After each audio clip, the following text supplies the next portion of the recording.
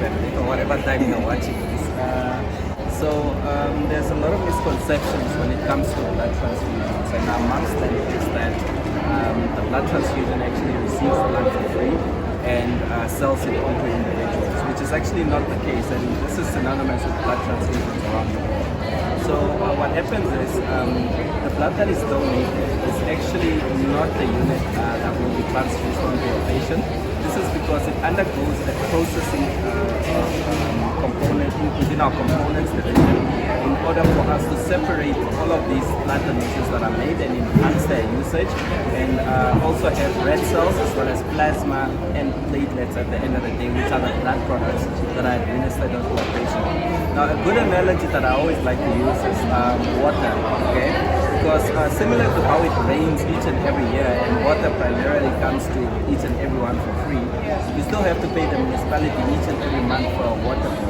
This is as a result of how you want it to be given to you in its purified format, and also the convenience, even during the dry months when it hasn't rained for quite some time, the water is still available. So it's a similar incident because with red cells or with blood generally, it's made up of living cells, and we need to store, collect, as well as process and transport all of these blood products in a manner that doesn't put that in risk. Now, then, another key cost that a lot of people don't account for when it comes to blood transfusions is actually that we have to do various tests of each and every one of the each and every unit of blood that is donated. So amongst the key tests that are now conducted in Namibia is what we call nucleic acid amplification tests. Okay, and this kind of test, we were only the second country in Africa to actually do NAD testing on blood donations within the whole continent.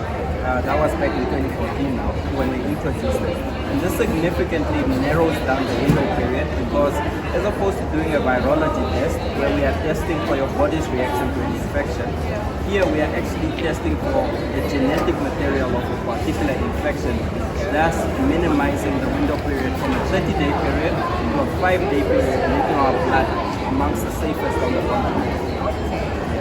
I think the rest of me has heard that. Thanks for answers.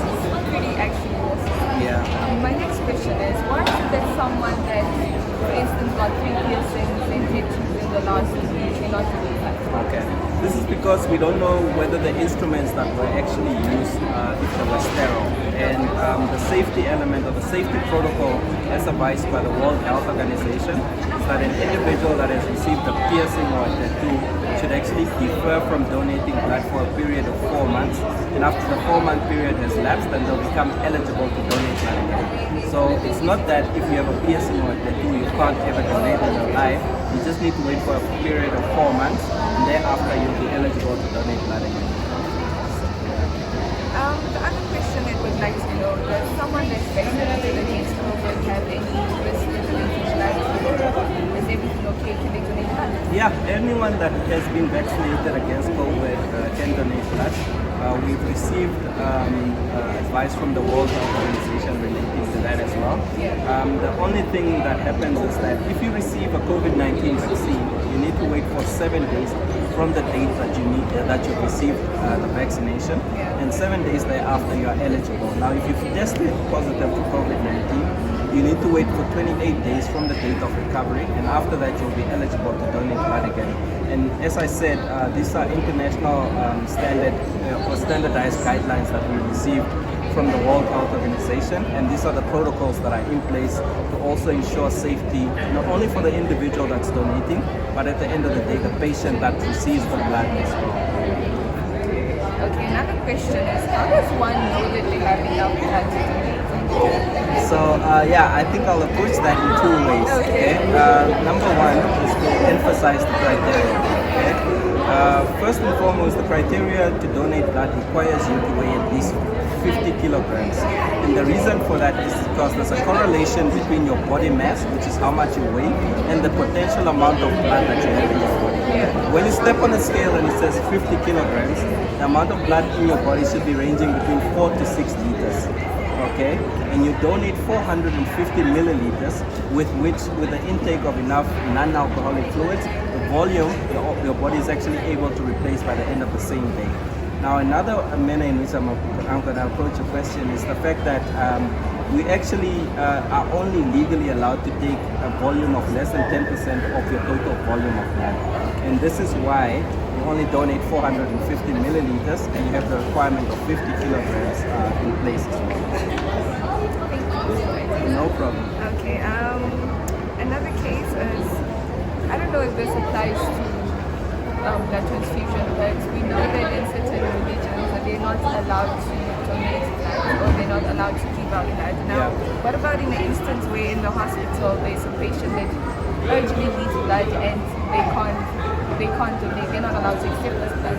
What happens in scenarios like that? In those instances, it's up to the discretion of the doctor who is actually handling the particular patient to advise what the best medical intervention would be. We have seen potential incidents of that manner, and obviously we wouldn't want to administer blood to someone without their consent, but there are emergency cases where that is the only critical medical intervention that can potentially help save the lives of an individual, in which case if it's a critical point where someone can lose their life, the doctor can actually potentially grant them consent to do the administering of the transfusion. Thank you. And now the last question is, do we almost have a question when we come to donate blood? Yes, each and every time you make a blood donation, you need to fill in our healthy lifestyle questionnaire form. This basically allows us to assess whether the individual that wants to donate can make a blood donation in the day. It also allows access consent, basically permission for us to draw blood from your body, because without that we also can't legally draw blood from your body without your consent. That's it, family. Thank you so much for having us, Mr. Titus. Thanks a lot for having me as well.